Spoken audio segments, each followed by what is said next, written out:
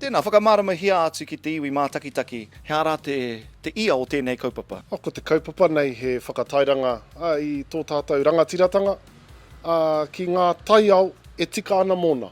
Ka pai, nā reira, he nui ngā tohu Māori kei ngā tihate kei ngā poraka nei. Nā wai era?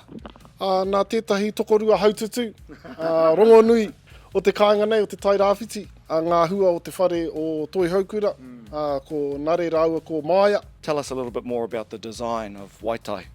Oh, why not? Well, iahu mai, I suppose mai ngā wai o te tai rāwhiti me ki, ngā āhuatanga i roto e te wai, pērā i ngā mango pare, ngā tohu o te ara moana, puhoro, wēnā momo tohu.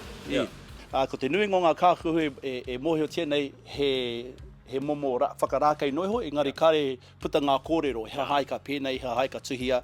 Koe nā no ngā pātau o te iwi. We'll kind of wānanga about the potential to create something really special for us, for te tai rāwhiti, and then you have a look around at who we have around us.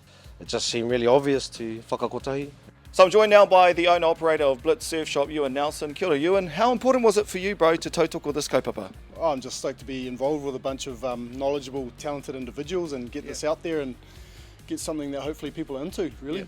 Yeah, first 2 days we kind of all of a sudden we had no stock left, so we've been on the hard pump getting some mahi done to get more stock in and keep it going. Well, so let's have a little bit of a fashion parade, eh? Let's just grab whatever we can. So we've got the tihate, standard.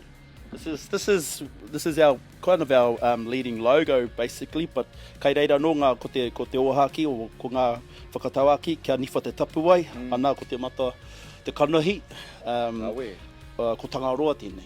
Ano, ki te mango, the great white shark, ko ngā ika, koe nā itai o ngā tino kōrero ne. Ana ko te whānau te kai, ki te tangata, koe no ngā momo i ka katoa te moana. Nō reira, kua kōrero koe mō ngā kākahu hei tuku ki ngā wāhine me ngā tāne pehe ngā tamariki? Yeah, kei konei anō, i whakaaro mātou rū mō ngā tamariki. Tāhua! Koe nā te hanake mō ngā tamariki ko te mango pare, tētahi ngā tino kaitaki o Mātai te iwi Māori. Mautuihi. Kare tino gender specific. Kei te tamaiti te rā e hi. Ko te ao hou tēnei kamuti, rua mano, rua te kaumā te tau. Kia niwha te tapu ai. Koe nā tētahi o mātou kiwaha. E mea ana, kia kia pūmau, kia maranga te kauai. Ki te hohonu tō hokai te ao, ka noho hei hokai, hei whai mā o tamariki mā o uri.